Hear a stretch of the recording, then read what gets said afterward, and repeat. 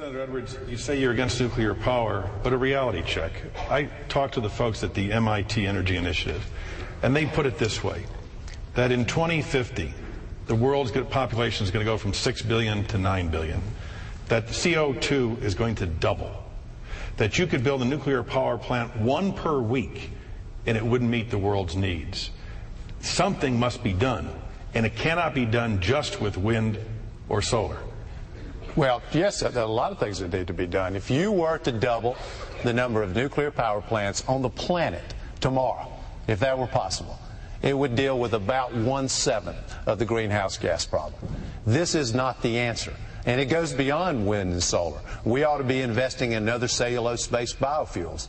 There are a whole range of things that we ought to be investing in and focusing on. And I want to come back to something Senator Clinton said a minute ago. I agree with her and Senator Obama that it's very important to break this iron grip that the gas and oil industry has on our energy policy in this country. But I believe, Senator Clinton, you've raised more money from those people than any candidate, Democrat or Republican. And I think we have to be able to take those people on if we're going to actually change our policy. Now, what we need, in my judgment, is we need a cap on carbon emissions. That cap needs to come down every year.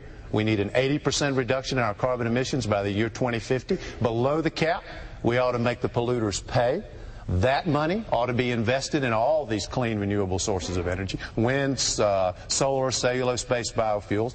As I said earlier, I'm opposed to building more nuclear power plants, but I'd go another step that at least I haven't heard these two candidates talk about. They can answer for themselves. I believe we need a moratorium on the building of any more coal-fired power plants, unless and until we have the ability to capture and sequester the carbon underground.